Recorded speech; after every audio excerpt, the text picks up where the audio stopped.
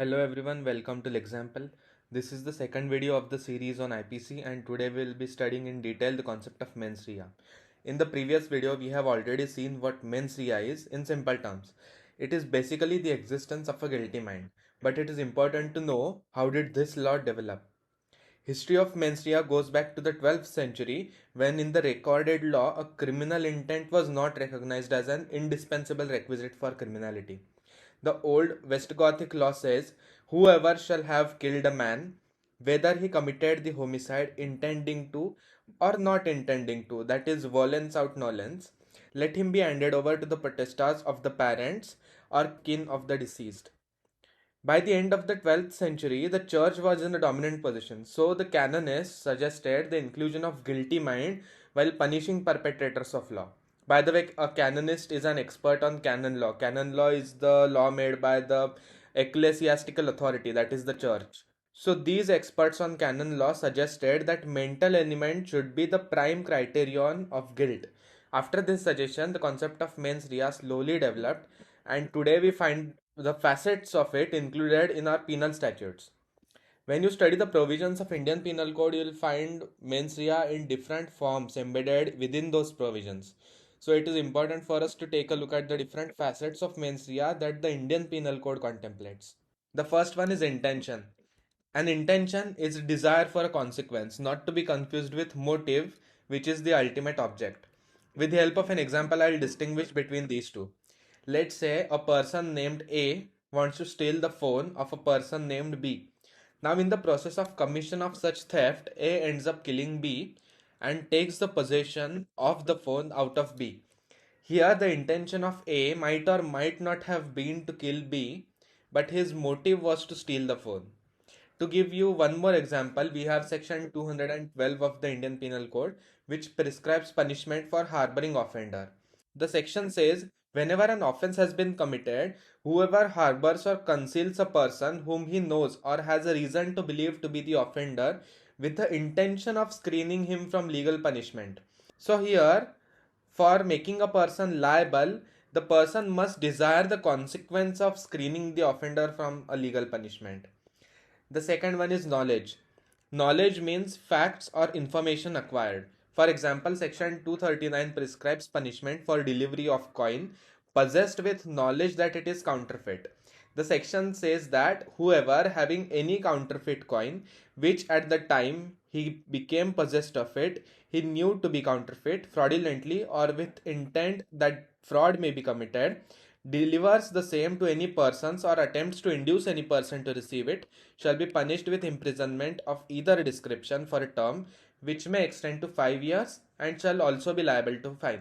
Now, in this section, knowledge is of the utmost importance. Without knowledge of the fact that such a coin is counterfeit, a person cannot be punished.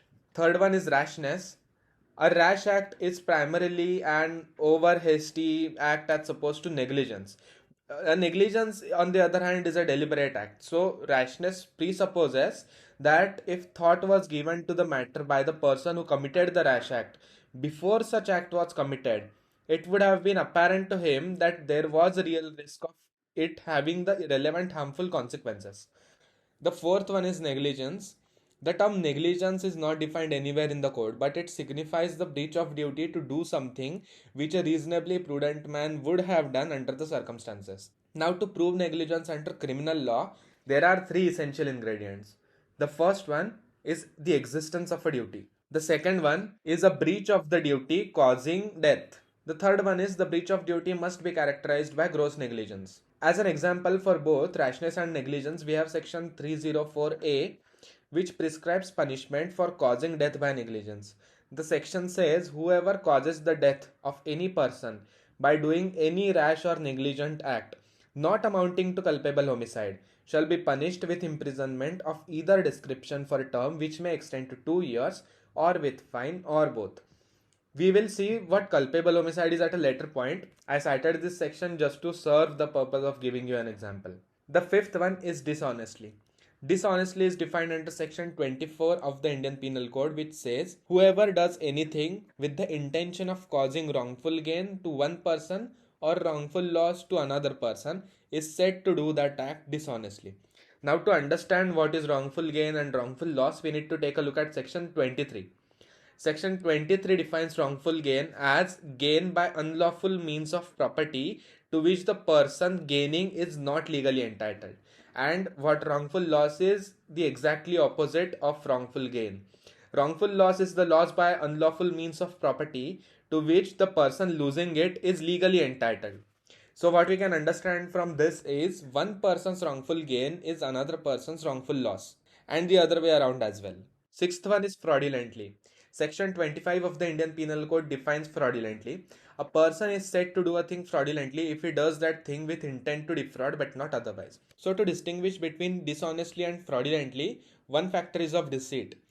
Deceit might not be involved when doing an act dishonestly, as it can be done upfront, for example theft. Section 378 of the Indian Penal Code prescribes punishment for theft.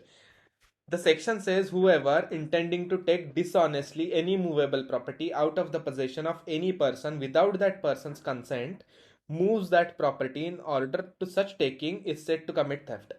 Now here the person is being dishonest, but there is no element of deceit.